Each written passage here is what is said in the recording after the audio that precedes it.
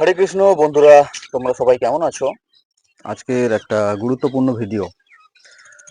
তো যেহেতু বর্ষা সিজন চলছে, আগের যে ভিডিও আমি বানিয়েছি সেখানে আমি তোমাদেরকে একটা জিনিস বলেছি, যেটা হচ্ছে পাখিদের যে ফ্লোর আছে, যারা পাখির ঘর বাইরে বানাও, যাদের আউটডোরে আছে, বাগানের মধ্যে আছে, এরকম পরিবেশে যাদের পাখি আছে তাদের পাখির যদি কলোনি থাকে, বিশেষ করে সেই কলোনিতে ফ্লোর থেকে একটা আহ, জলীয় মানে জলীয় বাষ্প টাইপের একটা ওঠে এবং সেখানে ফ্লোর পুরো জল জল পরিস্থিতি তৈরি হয়ে যায়। তো সেই জায়গায় সেখান থেকে অনেক ব্যাকটেরিয়া, ফাঙ্গাস, নানান রকমের জীবাণু সেখান থেকে কিন্তু গ্রো করে। তো সেই জায়গায় পাখির একটা সমস্যার সৃষ্টি করে, যেটা হচ্ছে কি সুস্থ পাখি সেখান থেকে কিন্তু অসুস্থ হয়ে যায়। অসুস্থ হয়ে যাওয়ার একটা কারণ থাকে। কারণটা কি? সেটা হচ্ছে পাখির যে খাবার থালা আছে, যেমন আমার এখানে পাখির খাবার থালা আছে।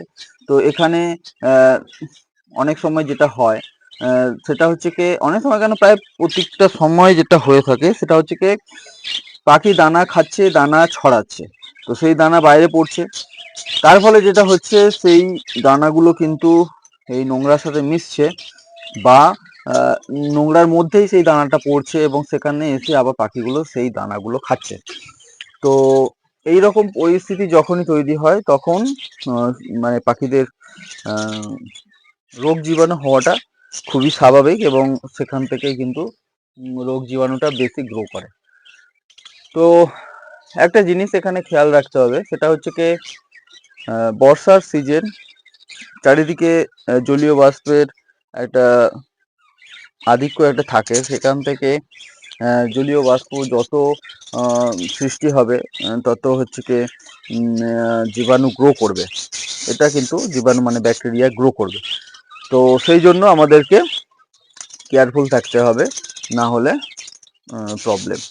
আরও একটা যে ব্যাপার থাকে সেটা হচ্ছে কি, এই যে ফ্লোর নোংরা হয়ে যাচ্ছে, তো সেই নোংরা হয়ে যাওয়ার কারণে সেখানে আমরা যখন কোনো এক্সট্রা করে যে খাবারগুলো দিই, যেমন শাকসবজি বা অন্যান্য যে সফট ফুড, তো সেই খাবারগুলো খেতে গিয়েও পাখি এর মধ্যে, এই নোংরার মধ্যে তাকে নামতে হচ্ছে।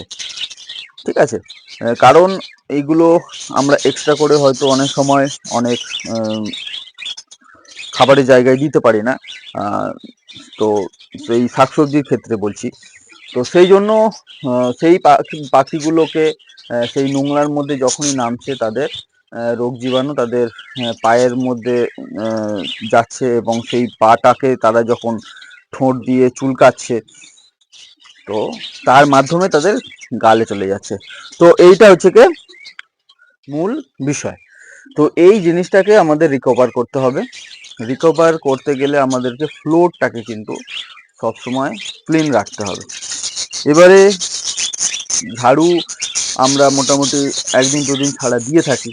তো সেই ঝাড়ু যদি দেওয়ার পরেও সমস্যা না যায়, কারণ যেহেতু জলীয়বাষ্পের একটা ব্যাপার, তো যেটা করতে হবে সেটা একটা জীবাণুনাশক ইউজ করতে হবে।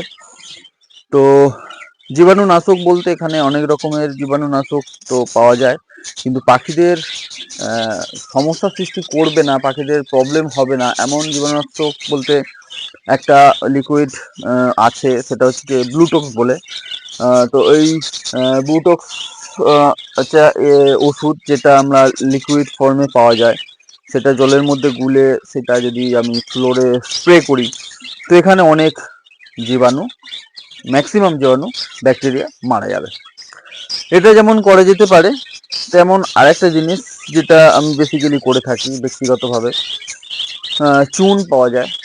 যে কোনো হার্ডওয়্যার্সের দোকানে গেলে কিন্তু চুন পাওয়া যায়। সেই চুন আমি যেটা করি, সেটা ফ্লোরের মধ্যে ছিটিয়ে দিই। ছিটিয়ে দেওয়ার পর ভালো করে ফ্লোরটাকে পরিষ্কার করে নিই। সেটাতে কি হয়, যে চুনটা যেটা আছে সেটা চারিদিকে পুরো লেপে যায় যাওয়ার কারণে পাখিদের যে পটি আছে তার সঙ্গে ভালো করে মিশে যাওয়াতে সেটা আমি যখন আবার পরিষ্কার করছি তখন ভালো করে সেই জায়গা থেকে পটিগুলো বেরিয়ে যাচ্ছে এবং জীবাণু যেগুলো আছে সেগুলো কিন্তু মরছে।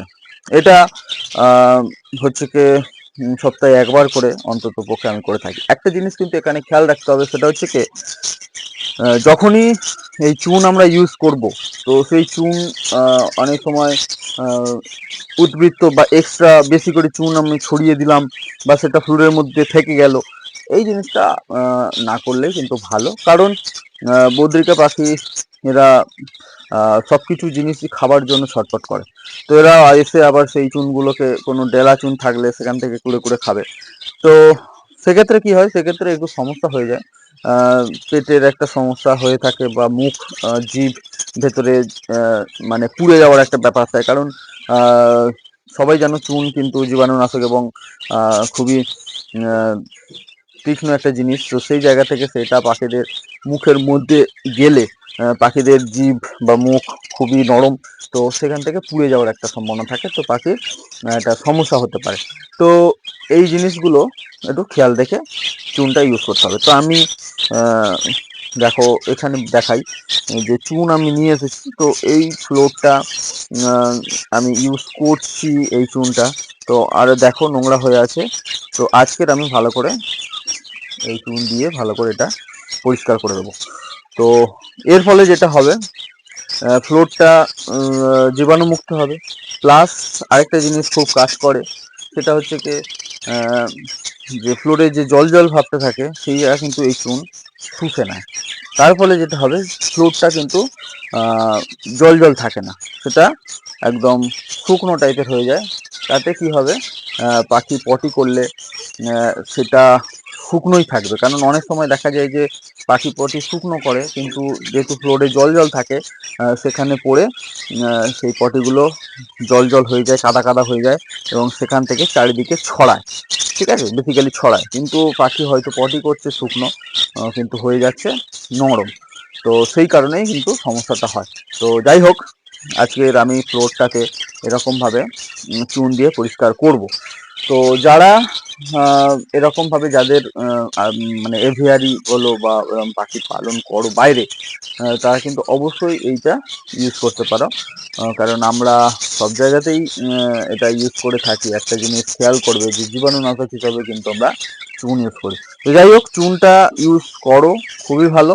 কিন্তু একটা জিনিস মাথায় রাখতে হবে যেন অত্যধিক পরিমাণে চুনটা দিয়ে না ফেলো এবং সেটা যেন ফ্লোরে না থাকে। আর একটা জিনিস খেয়াল রাখতে হবে যে যখনই তোমরা এই চুন ইউজ করবে খাবারের জায়গা, জলের জায়গা এগুলোকে বাইরে বের করে দিয়ে তারপরে ভালো করে চুন দিয়ে পরিষ্কার করে তারপর নতুন জল এবং খাবার দিয়ে দেবে। তার ফলে যেটা হবে সেটা পাখিদের গ্রোথ এবং তাদের হাইজিনের ব্যাপারটা ভালোভাবে মেনটেন করা যাবে। তো ঠিক আছে বন্ধুরা, আমি ফ্লোরটা ক্লিন করি, তারপর আমি তোমাদেরকে একবার ফ্লোরটাকে দেখিয়ে দেবো। ঠিক আছে, তো আজকের ভিডিওটা এইটুকু। নেক্সট ভিডিওতে আবার তোমাদের সাথে দেখা হবে।